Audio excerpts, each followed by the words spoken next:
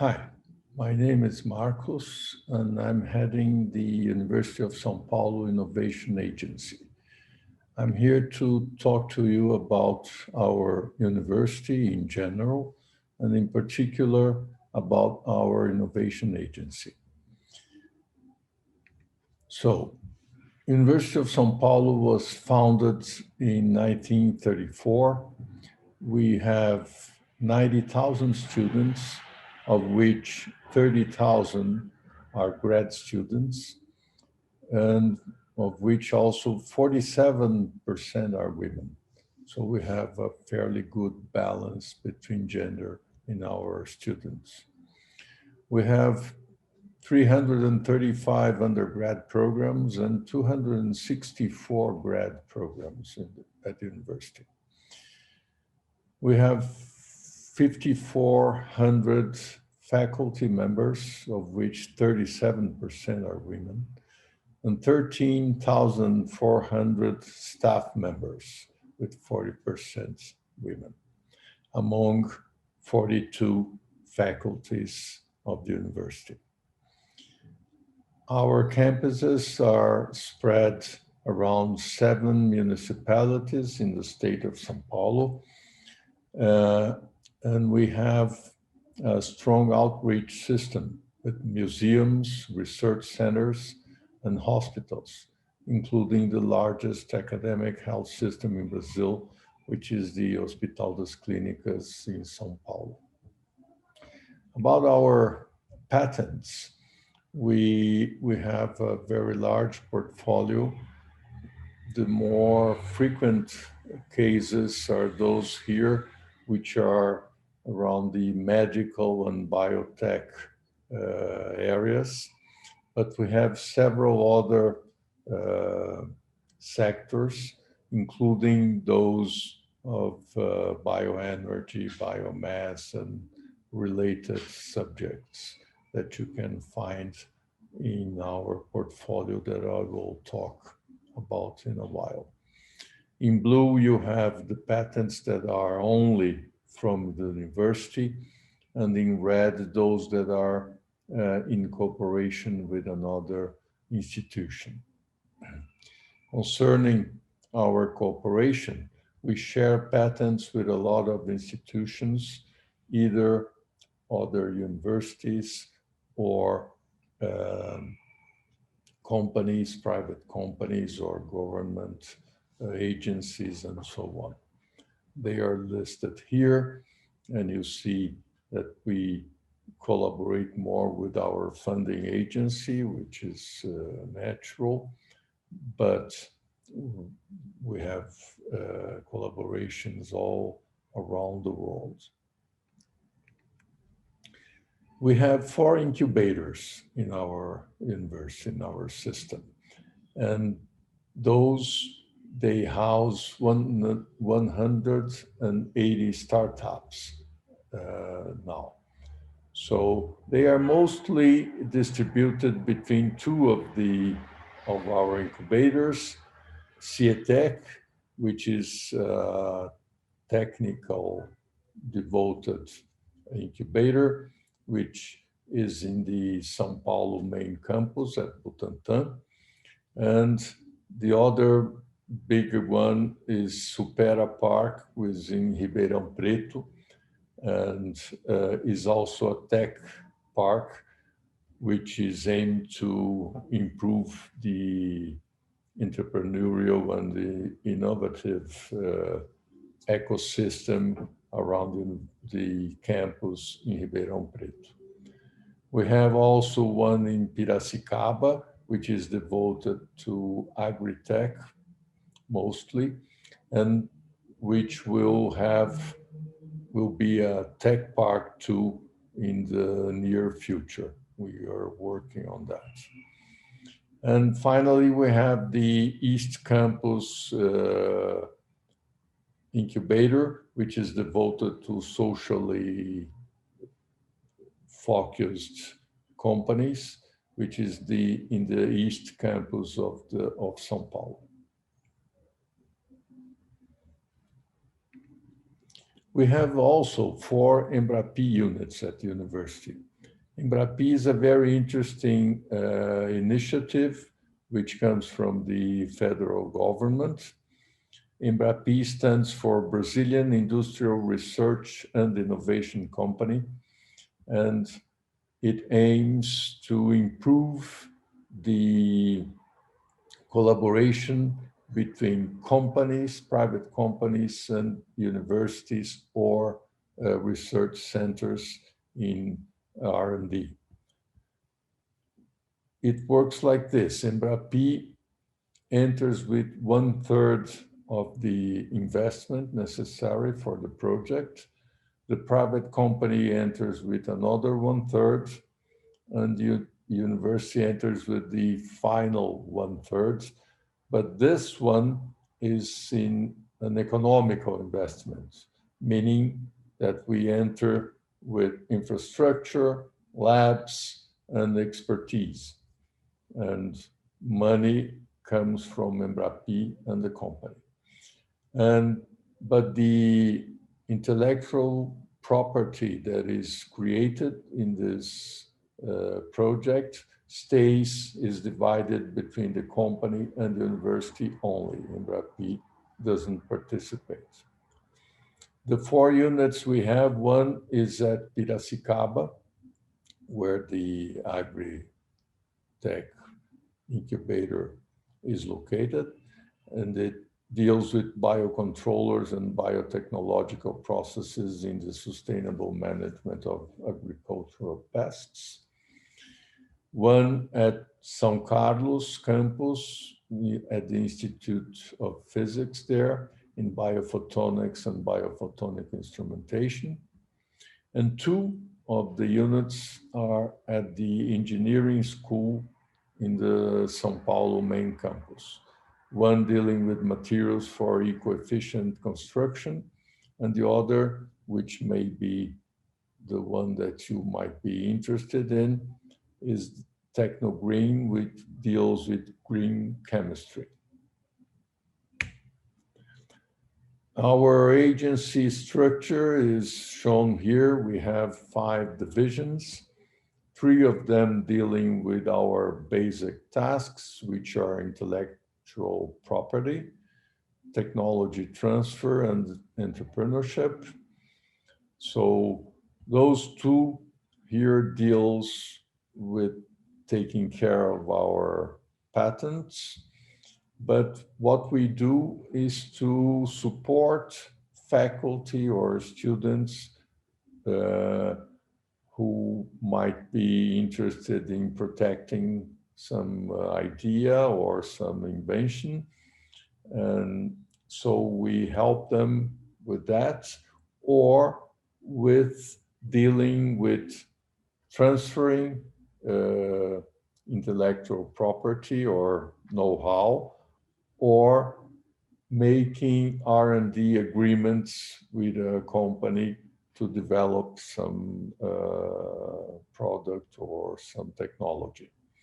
So we have pre-approved by our legal department, pre-approved agreements, both on tech transfer or R&D work.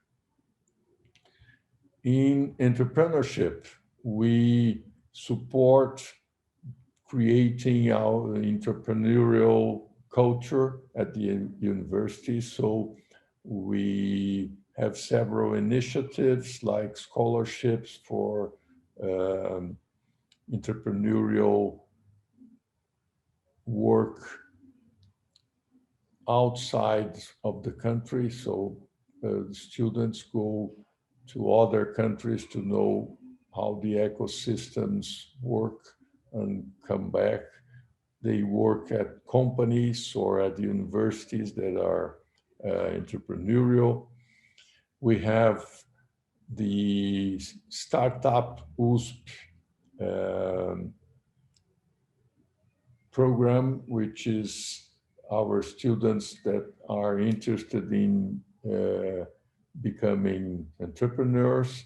They submit an idea, a proposal for opening a company, and there's a competition, and those that win, they go to the incubators to see if they are able to go through the system and actually create the company they want. We have the Nova USP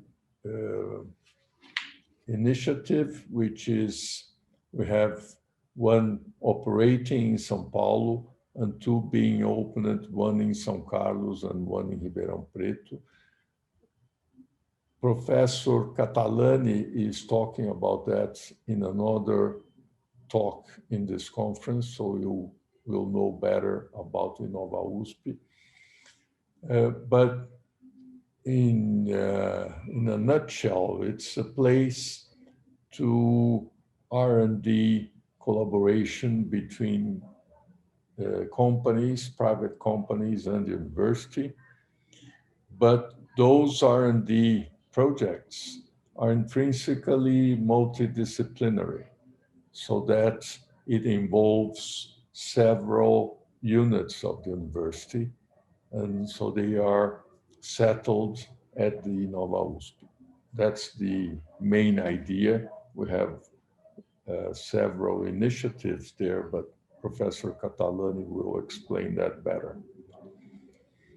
And we have our communication division, which aims to both the internal public, students, faculty, staff, and the external public, which are the companies, business, and so on. And one of their initiatives I show here, which it's a platform that was launched last month and is aimed to improve the connection between the university and the society, including their business community, companies, governments, institutions, NGOs, and so on. And what we have is that the platform assembles and presents the R&D initiatives we have, which are here.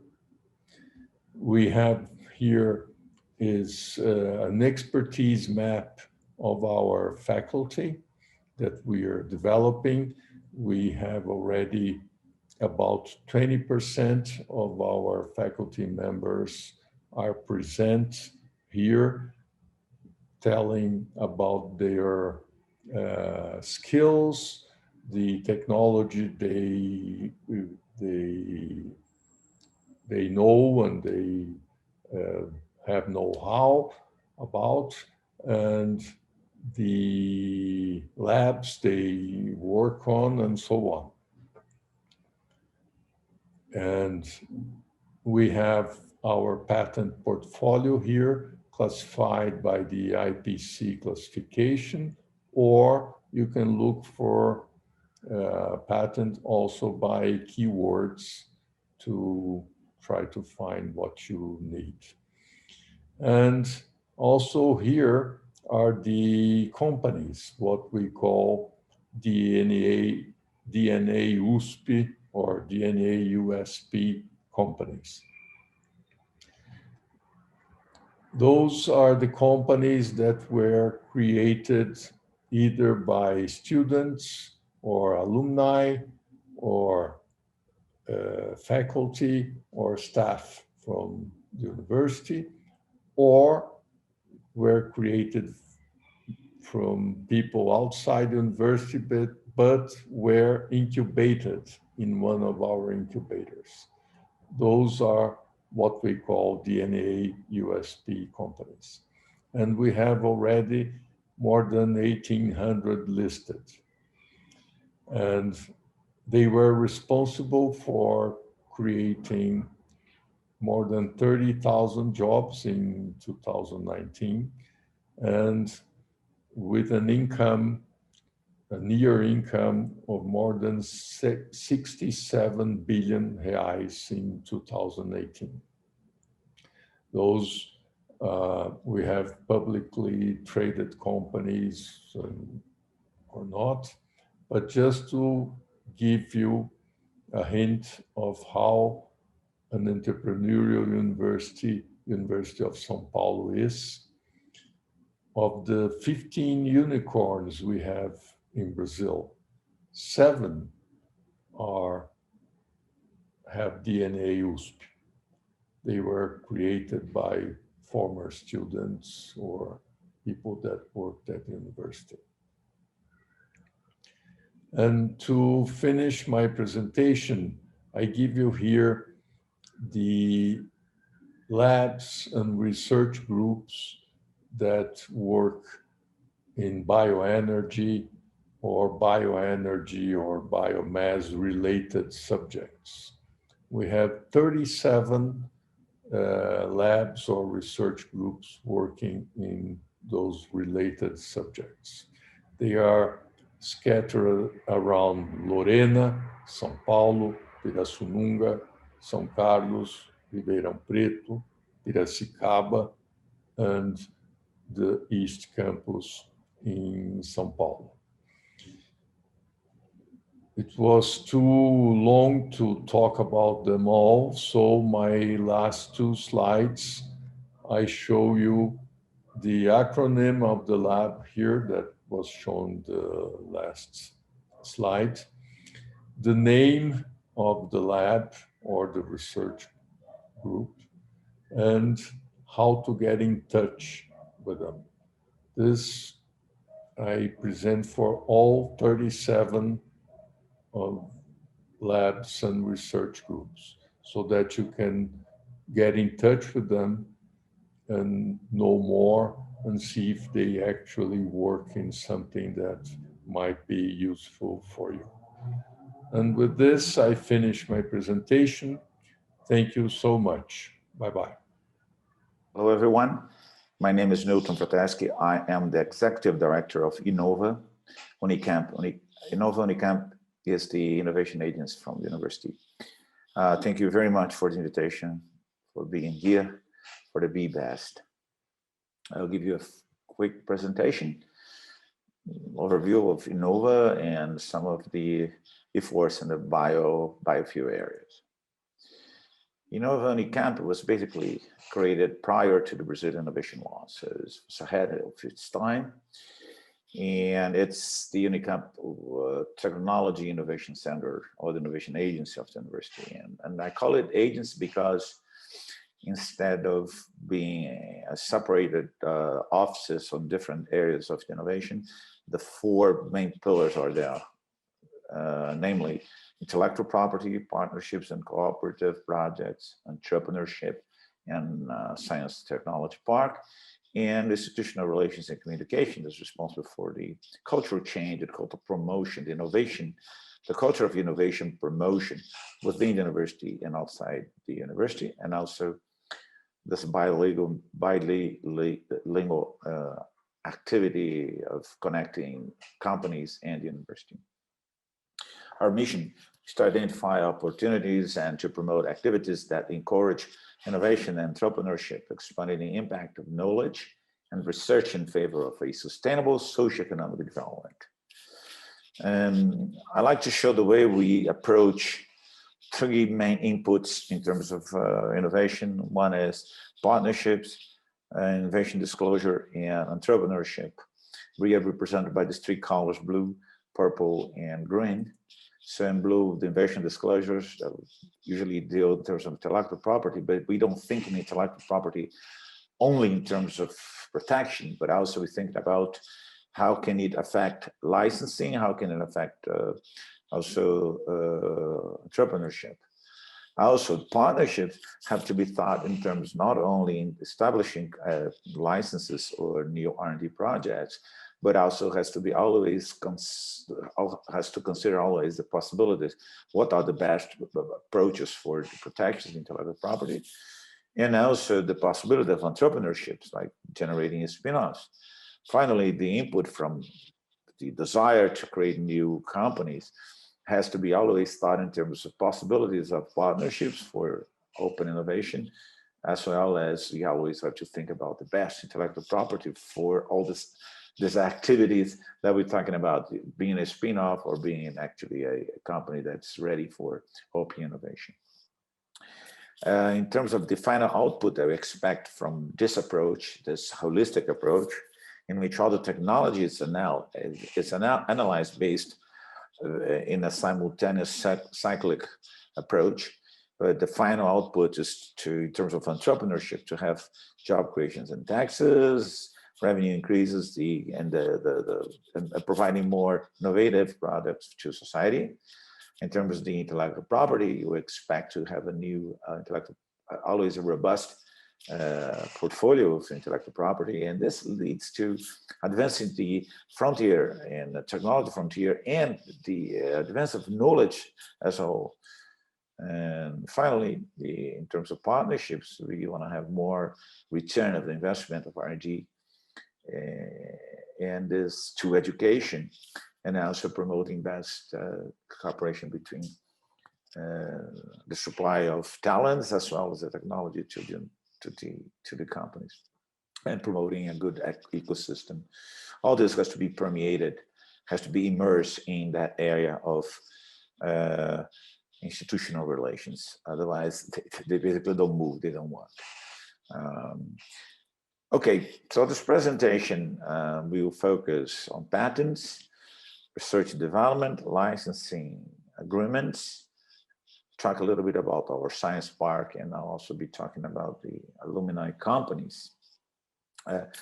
Always I'll try to give a little bit more emphasis on biofuel. Obviously, when we talk about biofuel, the entire chain is covered, including biomass, logistics, and everything. But I'll try to focus a little bit more on biofuel to be more specific. In general terms, our Unicamp's portfolio is huge. We have over 1,200 patents, and we've been having about over 100 invention disclosures a year, filing 60 plus or minus 5 patents every year. And these days we have about over 100 patents granted every year. Also, we been filing patents abroad and always participating in PCTs. In terms of the patents related to biofuel, you see, out of our portfolio, 20% is in the area of biofuel, and these are deposit patents, and out of those, 50% is already granted and 50% is pending. Out of the top 20 patents, I mean, there's too many for me to talk here. So what I decided to do is to generate a word cloud. And that can tell you this, the word cloud is from the description of the patents. So you get an idea of the most important areas that these patents cover. So you can see process is a very strong word here, production, ethanol, biodiesel, generation, composition. You see here genetically, hydrocarbons, industrial waste, yeast, and fermentation.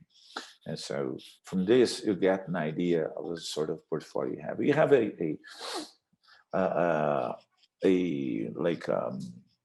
area in which you can visit our site and see some of these patents. Actually, almost 80% of the patents are there. We can take a better look and look a little bit in more depth. But what you get from here is that indeed the areas of processing, generating biofuel, best biofuels in terms of genetically modified plants, and for the production of ethanol, biodiesel, and best fermentations are the main areas of our patents. 2020, we had about 50 contracts, about 43 million reais. And this year we reduced the factor like 50%, and that's as it was respect to 2019 and 2018 that we had contracts over 100 million reais. And what happens last year is that exactly oil and gas industry had a big reduction. So we expect this year recovers. Anyways, in 2019, 2020, we had 6 R&D project contracts with these companies, and I'd like to emphasize a little bit more this big consortium, the New Energy Innovation Center, with Shell and several universities and science and technology institutes in Brazil.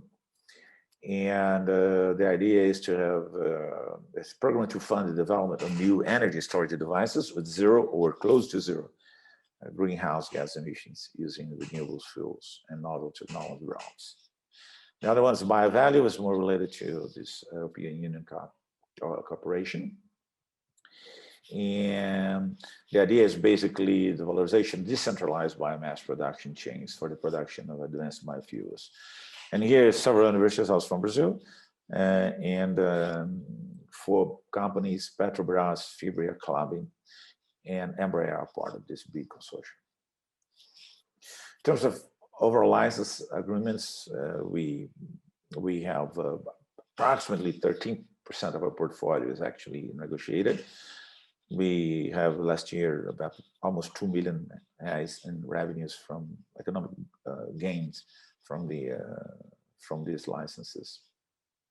Out of all this license, 170 ongoing licenses, 6 licenses are in the area of biofuel, and they are in these 3 areas: agro-industry, the sugar, alcohol, and energy. So we get a glimpse. That's a lot of activities and a lot of really productive technology being licensed in the area of biofuel. I will show you 2 licenses here. One of them is technology. One of the inventors is Professor Gonçalo, and it has to do with a genetic improvement for the production of varieties of sugarcane and canes for energy. So the thing is, it can improve sugarcane that's already used. You know, it's for the first generation of biofuel for ethanol, but also with increased amount of fiber, and these fibers it has a higher potential for the second generation ethanol production. And another invention here from Professor Antonio Meirelles. It's actually being licensed by a company, say steel equipment. And this is actually a supplier for the sugarcane plant. And actually, this is an add-on equipment that you put in this big plants that can recover ethanol lost in the production, and also as a byproduct can generate isomyl alcohol. And this is used for several areas, but particularly in the food industry. So now I can move on to our science technology park, where we have companies with R&D with us, we have incubated and the startups, and also third sector and the government organization. These are our 6 buildings. As of today, they are basically fully occupied, and it's very small spaces to out for new companies to come. And essentially, there are 35 companies. And basically, they offer about 530 jobs, and 80% of them research and development. We have now ongoing 13 research contracts, and 5 contracts are signed with Unicamp. And about 32 million in contracts were signed last year. These are the companies, so the big companies here on the left side.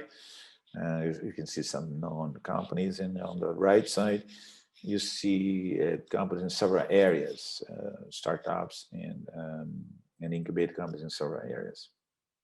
I don't have time to get into details about those.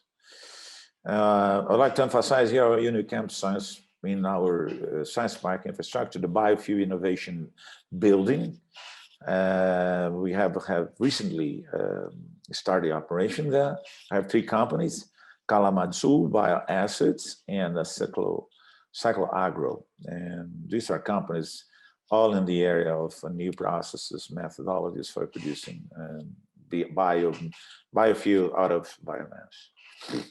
Another company that I like to emphasize is Bioprocess. It's an incubated company. It's not in that building, but it's in another building.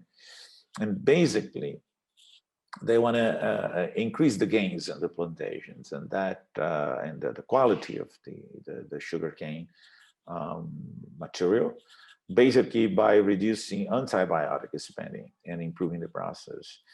And their technology tends to basically control the contamination of sugarcane. And basically that is done with the production of an additive, which means to replace the use of antibiotics in the sugarcane production. So it's great importance for the real agriculture and sugarcane plantation business. Here now, moving already towards the end of the presentation, I'd like to talk about our alumni companies. Essentially, they are companies, 1% of them out of faculties or employees, staff, 90% alumni or students, and the remaining is basically incubated companies that graduate from our incubator. We have over 1,000 companies. Here I have I have all the logos, I have these companies, and basically they deal with about 8 billion revenues, about 33,000 companies. And these companies, 60% of them are in the metropolitan area of Campinas. The area of activities, and I highlight here engineer, energy, and agriculture, because these are the areas where these companies are. We have 9 alumni companies in bioenergy. I don't have time to go through the work, but I'd like to emphasize here that I have 55 spin-offs in general. And out of those 55 companies, 4 spin-offs in bioenergy. Bioprocess already described as leading to less contamination in sugarcane. Kio, and Inova, high performance biodiesel reactors. BioWare, they actually create new technologies for biomass usage. And Mindsight Circular Solution is like a prototype of technology that does a lot of consulting in circular solution for these companies. So I would like to thank you very much again for the invitation. I hope I have given you a glimpse of how Inova works and some activities in terms of what we have our potential in terms of intellectual properties, research and development, licensing, a space where companies can be and doing research with the university or research or collaboration, open innovation with other companies in our park, and also the interaction we have very strong, we have with our alumni companies. Thank you very much. Thank you very much for watching. Hello, everybody. Thanks for the invitation to be presenting our need at the BBEST. So, my name is Saulo Guerra. I'm a professor from São Paulo State University, and right now I'm sitting as executive director of our innovation agency. Our innovation agency is called AUIN, and we were, by law, obliged to create the innovation agency or the technology transfer office back in 2004. In 2007, UNESP created the UNESP TTO that was called at that time, and it's still called AUIN. And in 2009, the resolution number 41 really includes AUIN into our institute. And in 2012, UNESP Institute, the resolution number 100 defines the rules regarding the intellectual property and the technology transfer. UNESP Innovation Agency has as a mission to manage IP and transfer technology institution policies. So we define and manage the IP and the TT inside the whole university. We identify, we protect, we market, we license the UNESP professors, students, researchers, intellectual property, and we promote entrepreneurship actions among the whole community. So far, the AUIN is composed by a few number of people. I'm sitting right now as executive director, as I mentioned before to you, and sitting beside me, we have Professor Marcelo Orlandi, that is my director advisor. Also, Marcelo Orlandi has the mission to work as a manager of our entrepreneurship actions, and he is also sitting beside the TT manager, that is Rita Costoia, and also sitting beside our IP manager, that is Renan Padron. To support our actions, we have a few group of people taking care of the legal assistant, the IP assistant, the financial and the managing assistant, and also we have a small group of communication intern that provides new information and share the new information using our website and also our social medias. AUIN has three main groups of action. One is to deal on a daily basis to high level research, and we promote somehow their research and development in order to have more patents, to have more projects, to have more um, reliable information to share into the market. We also act marketing and licensing their solutions, their patents, their um, software, their drawings to the market. And this, on the third level, is one arm of our university to fortify the sociality. That we bring income to the university, and with this income, we foster the whole cycle again. And this is also very much beneficial to the community. AUIN is basically divided into two major groups. One is the intellectual property area, another one is the technological transfer area. The IP area takes care of the patents, the software, the industrial design, new plant varieties, disclosure evaluation. Also, we help professors to protect their ideas. We also help them to write their patents. We manage our patent portfolio, and also, obviously, we provide courses and we do training for our community. On the other hand, the technological transfer area is responsible for attracting potential partners to disseminate our portfolio technologies. Also, is responsible for the contracts to licensing, to transfer material, and uh, to help the professors to manage their agreements among different federal and state funding agents such as FAPESP or FINEP. And indeed, as we do for the IP area, we do here on the TT area, we are always part of meetings, fairs, and events, also doing trainings and courses for our community. So far, the IP area has on our portfolio close to 600 patents protected.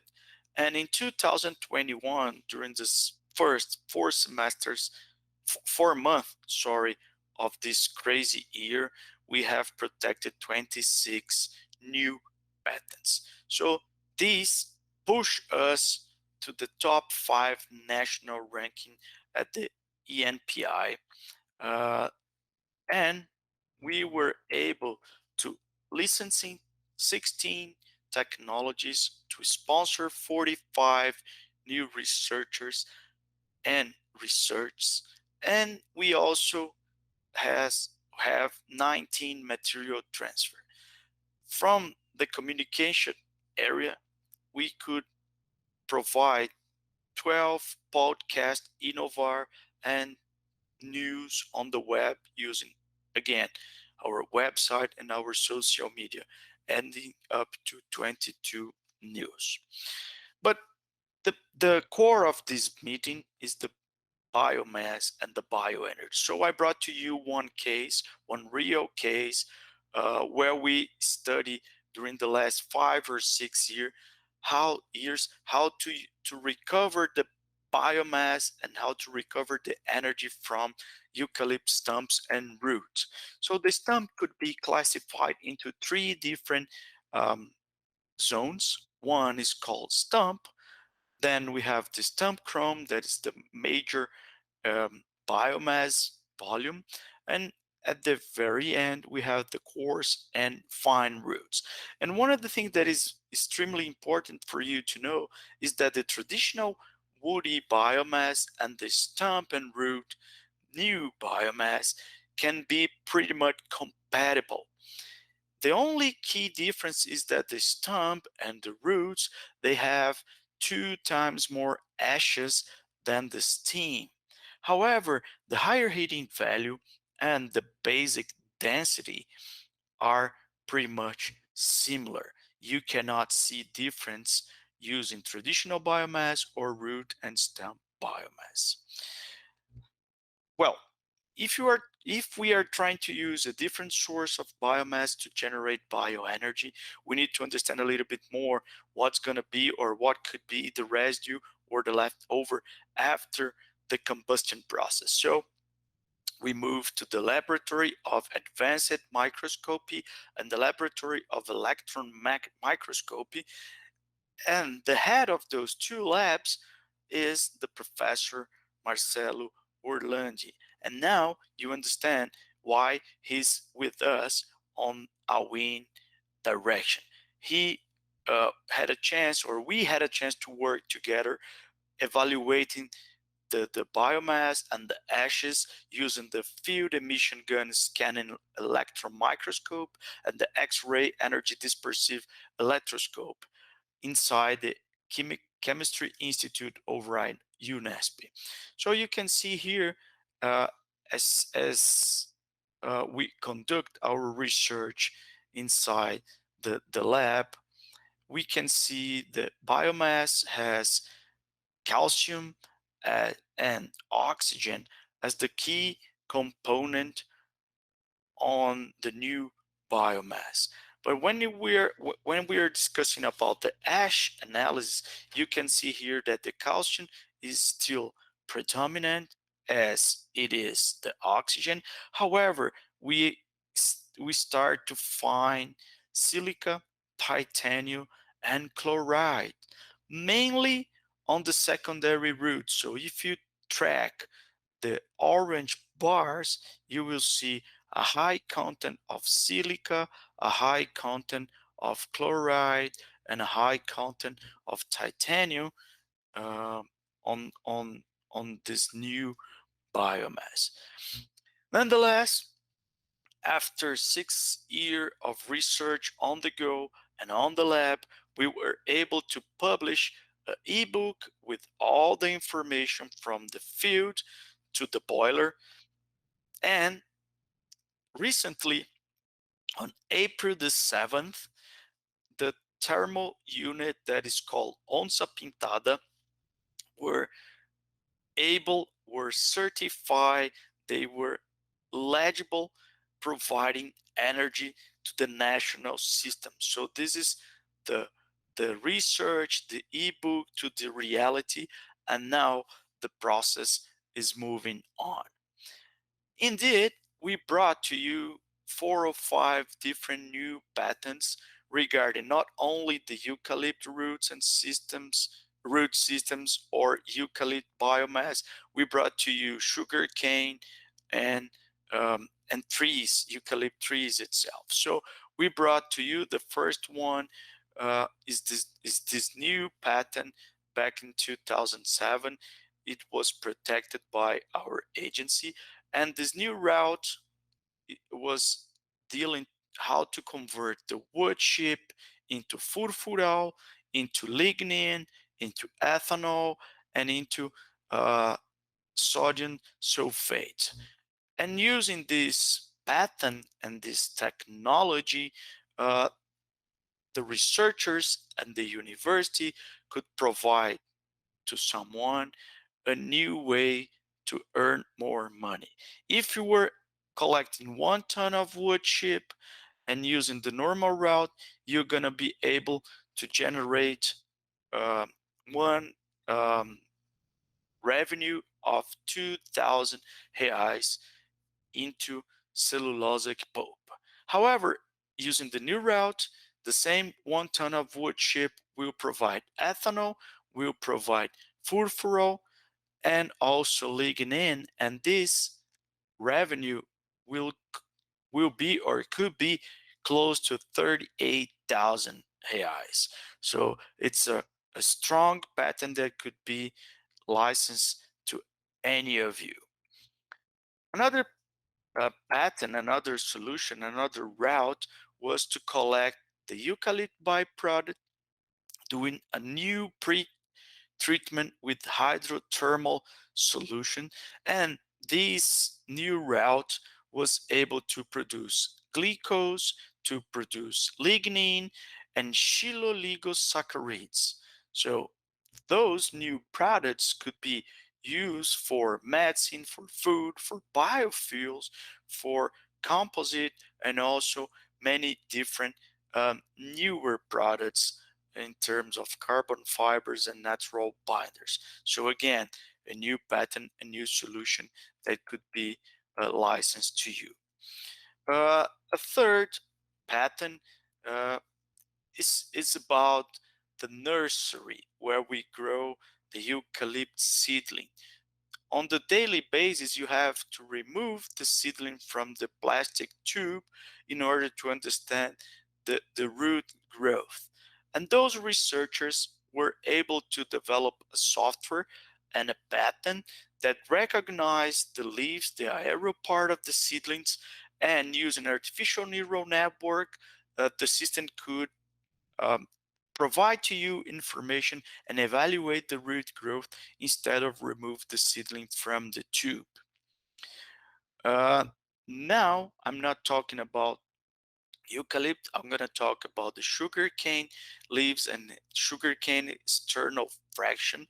And those researchers, they were able to use the external fraction of the sugarcane plant, and they produce a briquette with a higher quality, a higher durability, higher resistance without temperature to assemble the briquette, only using the external fraction that was known to be called as a trash. Okay, so also they provide a new patent, so you can see the 21 AUIN 015 and the 21 AUIN 014 code. Those are the two patents, and the second patent, the 015, deals about the recalcitrant fraction of the biomass, and they are trying to recover it, and they develop a methodology to use this material, this fragment from the internal part of the internode. And this internal part of the internode is very good for solubilization of the hemicellulose and also to solubilization of the xylem. So thank you for this 15-minute presentation. We had a lot of new patents and new solutions on our portfolio. So I encourage you to connect with us using our website, auin.unesp.br, or shoot a message straight to me. I hope you enjoyed the meeting, and thank you for the invitation. Hello. First of all, I'd like to thank you, everyone interested in this presentation, and for being here with us. My name is Rafael. I am currently the Executive Director of Federal University of São Carlos Technology Transfer Office, which we call here Agência de Inovação da UFSCar. We will be talking a little bit about some technologies related to the bioenergy, bioeconomy, in the context of the BBEST 2020-2021. Thank you everyone for the interest. Well, first of all, I'd like to introduce you quickly to our institution, Federal University of São Carlos. It's a relatively small university. We have just completed 50 years with 4 campuses in São Carlos, Araras, Sorocaba, and Buri, Lagoa do Sino. Araras and Lagoa do Sino are research centers with graduation, but they have an interesting point of having a farm facility for agro-industry research. We have more than 300 research and development laboratories, 7 undergraduate courses, and 54 graduate programs, many of them with the highest ranks in the government evaluations. Some quick facts: we are ranked as number 11 among the best Brazilian universities, number 16 among the best Latin American universities, considering 125 institutions, and our institution is among 15 public universities in Brazil that produce 60% of Brazilian science. So these are quick facts about Federal University of São Carlos. And now I'd like to talk you about some information about our technology transfer office, which I work with this great team. We have more than 500 intellectual property assets, including patents, plant protections, industrial drawings, registered brands, among other stuff. We are also we have also more than 100 technology transfer contracts. This is very interesting because, as researchers have already noticed and pointed, the number of technology transfer contracts is about from 1 to 10% of the technologies in intellectual property the university has. So we have about 100 contracts. It's very interesting. We have also modern regulations, such as the possibility of fully cessing an intellectual property, such as patent, to a company. So we can entirely sell a patent to a company, and the company will not pay royalties to the university, as she will have all the ownership of this intellectual property. And we have a strong collaboration with the industry, with hundreds of industry university projects already successfully completed. These companies here with their logos are just some examples, some samples of companies that have technologies from our university licensed. And this other graph here, it shows our evolution of royalties income in the university from our technologies being used in the society, on the market, and generating revenues to the university, which goes to the academic department, to the university, and to the researchers themselves. In the last year of 2020, we had about 2 million reais of royalties received. Okay. I'd like also to talk a little bit about the Brazilian Energy Matrix, which we are very proud to integrate the RIDESA. It's an academic network for the genetical improvement of sugarcane varieties, and currently it is coordinated by UFSCar in the person of Professor Herman Hoffman. And Hidesa is responsible for the development of about 65 of the planted area of sugarcane in Brazil, which corresponds to about 18% of the country's energy matrix, and about 12% of Brazil's energy matrix, which, as you may wonder, it is an renewable energy source, okay? Well, as we are talking about sugarcane, I have this figure that I asked Professor Brito Cruz, who was the first one who showed me this graph. I think it is really interesting for reflection, because it shows that in the state of São Paulo specifically, sugarcane is responsible for 32% of the energy matrix of the state, which is a very clean, renewable, and sustainable energy source. So, and we are happy to be collaborating for that with the sugarcane varieties genetically improved by Hidesa and the UFSCar and PMGCA, which is the program for genetic improvement of sugarcane.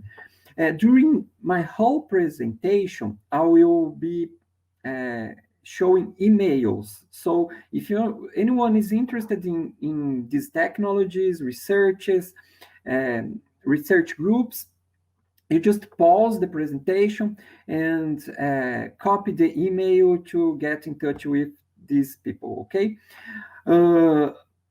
Now talking about some other technologies, we have this scalable technology for 1G, 2G ethanol production. So we have several patents. Here are two of reactors, mainly developed by Professor Teresa. Her email is here, which is which enables repeated batch operation, high productivity, and other interesting features which you can see in the patents, which are public documents. You can search. I will give the address at the end of the presentation, or reaching Professor Teresa, okay? Another recent results from some of our research, Professor Elma has advised some works that allows cleaning water with sugarcane bagasse, such as removal of hexavalent chromium, which we know is very dangerous for human health, and other technology for cleaning water with sugarcane, okay? Another technology related here to our talk is a patent technology. It's in technology readiness level, TRL7. So we have a prototype fully working. It's a diesel cycle engine fueled with soybean. So it is quite interesting because you can use the same soybean used in kitchens to fuel diesel cycle engines. And we think this might be very interesting for farmers and other agribusiness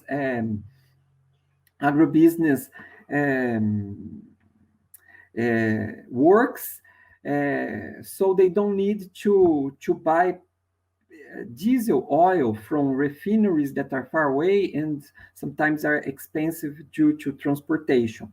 This was mainly developed by Professor Marcio Turra de Avila. Here is his contact. It's a patent from 2020.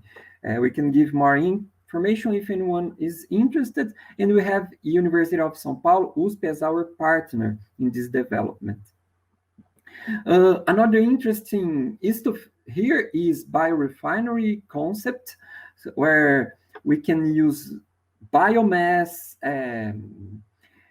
several sources of biomass, such as plants, wood chips, or even waste, to produce to go through several processes that are here, and this can produce ethanol, this can produce fuel, this can produce some kinds of plastics such as polyacid lactic, which we can use, for example, for producing plastic-based products, or even consumables for 3D printers.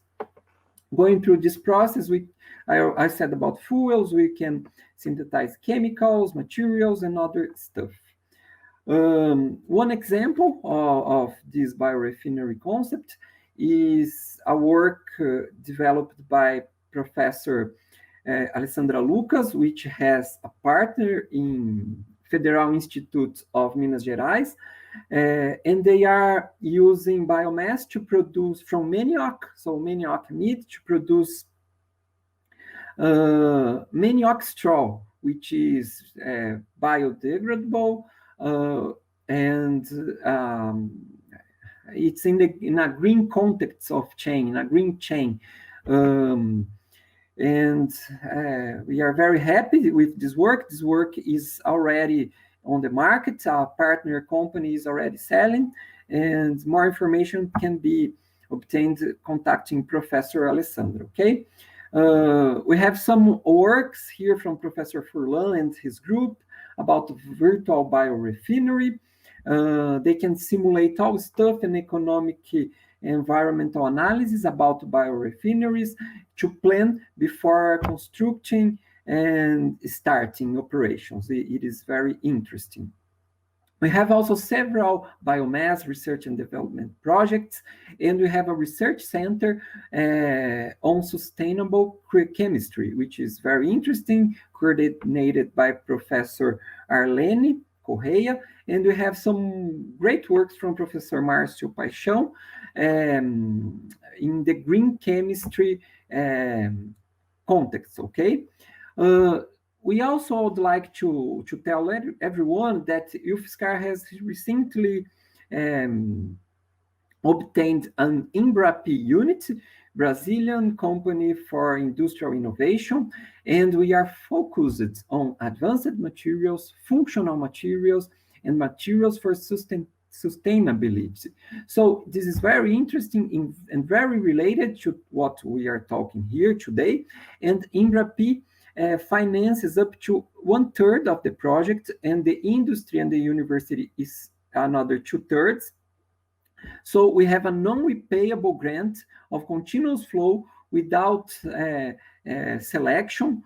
That is very interesting for bioenergy and biomass projects that we can work at UFSCar. And we invite you to talk to our INBRAP unit with Professor Ernesto and his team, okay? We have also a biomass and bioenergy research group with solid biofuel, briquettes, pellets, municipal solid waste, derived fuel, and several other stuff with companies, partnerships, and with several event organizations, okay?